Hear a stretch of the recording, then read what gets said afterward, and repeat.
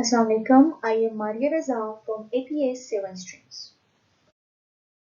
Initiating with the majestic name of Allah Almighty.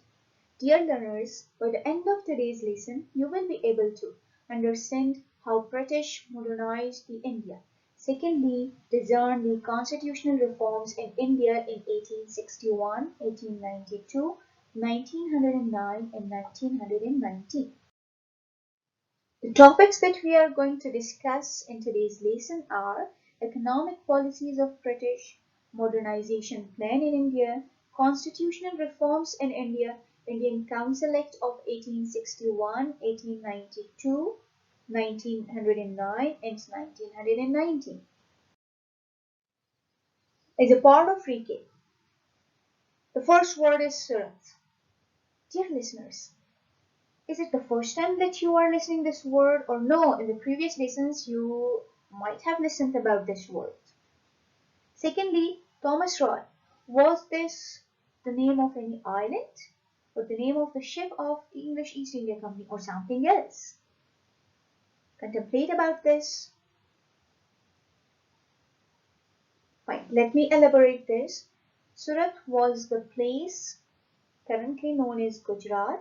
This was the place where the first ship of East India Company was stopped from landing by the Mughal Emperor.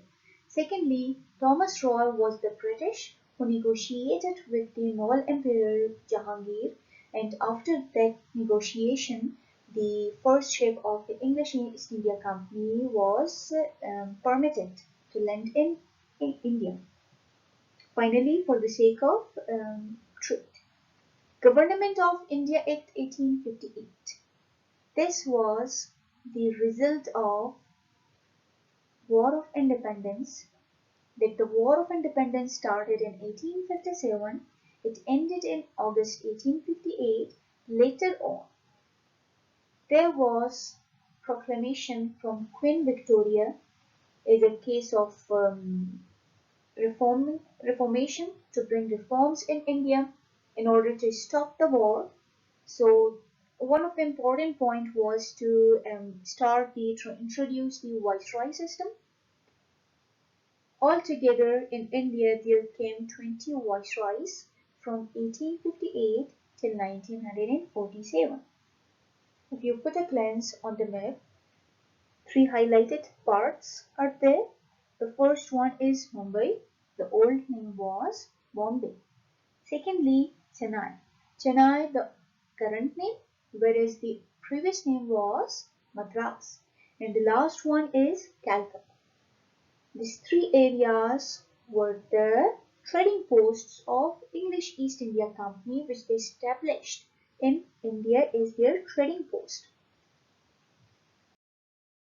The first topic of today, economic policy of the British. Number 1, land revenue policy. This was the policy in terms of settlement issue that British promulgated this policy that the Indians were supposed to show the documentary proof of their lands, of their holdings. In case of the absence of that documentary proof, the Indians were expected to pay taxes on their own land. And there was imposition of high taxes. And the poor peasants, the wretched ones, they were the ones who were supposed to bear the brunt of that taxes, who were the most targeted ones. Secondly, commercial policy. From 1600 till 1757, till Battle of Plassey, English East India Company used to bring merchandise plus the precious metals from Britain to India in order to capture the Indian market for British products. And in the same way, in the like fashion, they used to export the Indian textile and spice from India and is import of Britain. The positive aspect for India was the capture of foreign market for Indian items in Britain. Resultantly, This grip of foreign market by Indian spies created ill feeling in British, as there was cutthroat competition in the European market. So British, they imposed high taxes on the Indian items, which the India had to suffer to face the loss. Besides, when British used to import the Britain's product in India, the prices was low, which created demand of the local Indians for that product. So the factories, the industries that were present in India making those products, their prices seemed to be high as compared to the British products.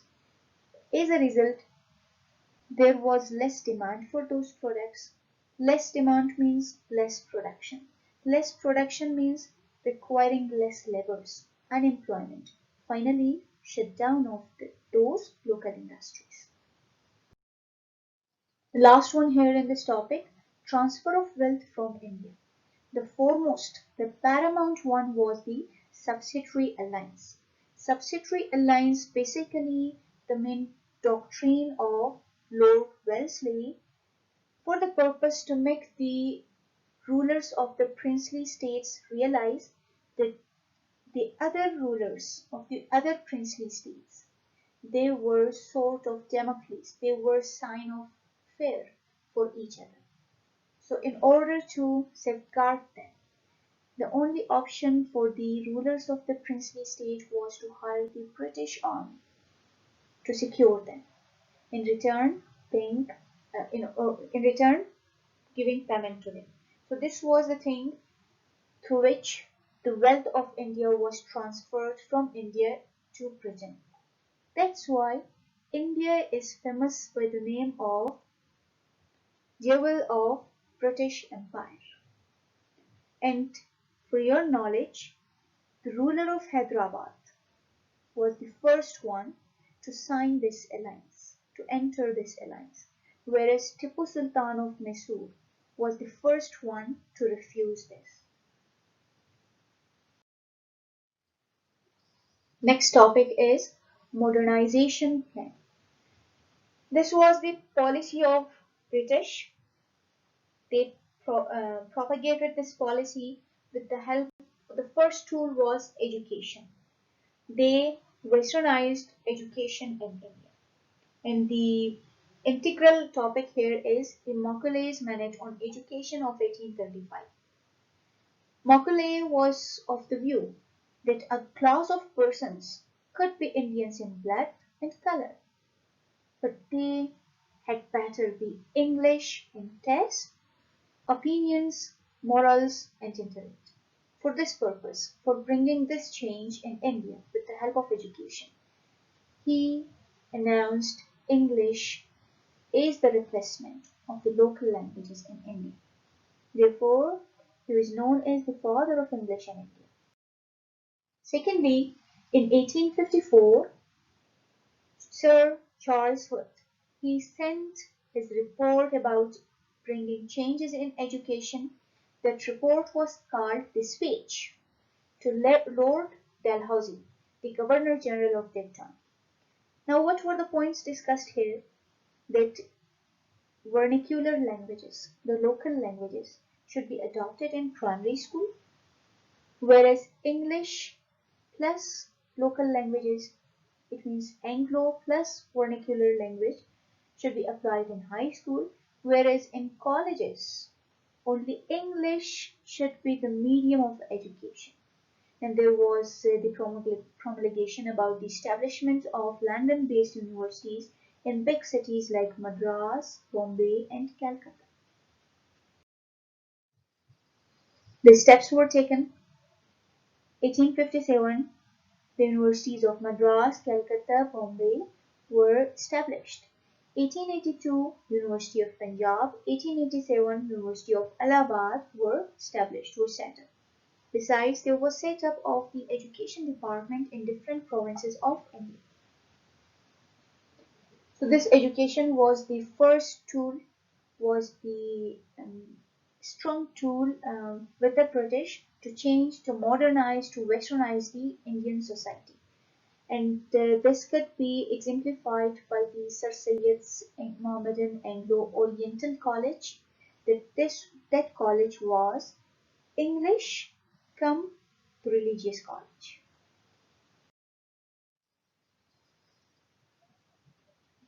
Modernize transport system. Lord Dalhousie in 1853 sprayed the railway tracks in India to Afghanistan. To Afghanistan, this step was taken in 1864. In 1861, the first railway track of Lahore was sprayed. In today's era, in case of Pakistan, Lahore's railway track was the most old railway track in Pakistan.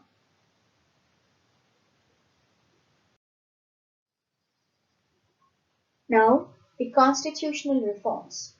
Constitutional reforms means what were the points that were stipulated, that were said is the constitution, is the law of India, said by the British. Four laws we are going to discuss today. First one is Indian Council Act of 1861. In 1858, when the War of Independence was going on, at that time Sir Syed Ahmad Khan was working with British in Bijnor. Bijnor, the name of place in India, is Sadr Amin. At that time, Sir Syed Ahmad Khan noticed that British, they are having grievance complaints against the Muslims, and they blamed the Muslims as the main cause of starting the War of Independence. So this was the point when Sir Syed Ahmad Khan wrote down his pamphlet by the name of Asbab-e-Baghawat-e-Hind. In English we can say the causes of Indian revolt or causes of Indian mutiny. In that magazine, in that pamphlet, he stated, Sir Syed Ahmad Khan stated, that Muslims participated in the war because they were having fear of the propagation of Christianity in order to suppress their religion, the Muslims' religion. Secondly, Muslims were having this grievance, this fear that there is absence of Indians in the army, is an authentic and respectable post. So this was the point where Sir Syed Ahmad Khan implicitly told the British that involve the Indians in the constitution, in the council. As a result, in 1861, the Council Act was made, the reform was made in the Constitution of India, which was enforced on August 12, 1861, and it stated that there should be increase in the number of members of Imperial Legislative Council. Imperial Legislative Council means the law-making body, the Executive Council. And it should not be less than 6, whereas not more than 12 members. And such members would be nominated by the Governor General. And besides, such members were having no right to criticize the action, the plan, the points of council. Secondly, Indian Council Act of 1892. At this point, in 1885, there was set up of Indian National Congress, the party for the Congress. In that party, Muslims refused to join on the insistence of Sir Syed Ahmad Khan. So this was the point, the arena which made the British realize that what should they do in order to convince the Indians. As a result, in 1892, they made laws. In that laws, they stated that the number of non-official means the local members, the Indian members, in the central as well as in the provincial legislation should be increased. Secondly, they should be given such members, such non-official, such local members should be given the chance to discuss about the financial statement, about the finance. Lastly, they were given the right to ask questions about budget, domestic matters, and public interest, but only with the permission of the Governor General. The third one is the Indian Council Act of 1909.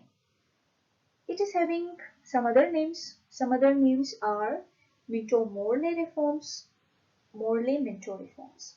At this time in 1909, in 1861, let me just add up your knowledge. In 1861, the Viceroy was Lord Canning. In 1892, the Viceroy in India was Lord Lansdowne, whereas in 1909, the Viceroy, the 12th Viceroy was Lord Minto, whereas Morley was the 18th Secretary of the State who visited India in 1907. In order to negotiate with the Viceroy, with Lord Minto, to discuss about the problems in India and how those problems could be tackled and how to convince the Indians through their future rules. So these rules were that there should be increase in the number of members of Legislative Council. Legislative means the law-making body. At the center, previously it was 16. Now in 1909, it is saying that it should be 60. There should be increase in the number of members of provincial legislation. In case of Bengal, Madras and Bombay, the largest provinces, it should be increased up to 50. Whereas in terms of the other provinces, smaller provinces, it should be 30. The right of separate electorate was rendered to Muslims. The idea of separate electorate was given by Muslims under the headship of Aga Khan in 1906 in terms of Simla deputation. Furthermore, right of raising questions related to administration, budget and policy, this right was given to the Indians. In this Minto-Morley reforms, in the view of Morley, it was a very important chapter in the history of relations of England and India. This was considered to be turning over a fresh leaf in the history of British responsibility to India. Whereas this law, in the view of Hindus, it was considered to be something very harsh, as Hindus considered this regarding British as divide and rule policy, with the dissection of Holy Mother India. Lastly, Government of India Act 1919. It is having other names like Montagu-Chelmsford Reforms. In 1917, the 23rd Secretary of the State, Edwin Montagu, he visited India. At that time, in India in 1919, the Viceroy was Chelmsford. He was the 14th Viceroy of India. They negotiated, just like 1909. After negotiation, they met their report, and on 8th July 1918, they presented that report. That report was having, since that report was the result of discussion of Montagu and Chelmsford. So that report was having the name of Montfort. Mont of Montagu and Fort of Chelmsford. So that Montfort report was the complete summary of these features. This elaborated the points: separate electorate for Muslims and other minorities. Other minorities means Sikh community and some other minorities. Besides, Legislative Council was changed. The name was Legislative Assembly. The tenure was 3 years. Now it depended on the decision of the Secretary of the State either to dissolve that prior to 3 years or extend it after 3 years. And franchise means the voting right. Only out of complete population of Indians, the local Indians, only 2% of them were having the right to vote. Besides, diarchy was introduced in provinces. Diarchy, di means two, archy means government. So means two government in provinces, in a way that complete departments were changed into two categories. First one was given the name of reserved subjects. Second one was the transferred subjects. Reserved subjects under the under the control of British. And what were the departments? Justice, police, revenue, and press. Whereas the departments with the Indians, with the locals, were education, forest, and irrigation. Now, dear learners, envisage about this, think about this, that what were the problems in 1919? Whatever the problems were, it was on the basis of these reforms. Since police, law, justice, newspaper, press, revenue, everything was under the control of British. And this diarchy was existed in India from 1919 till 1935.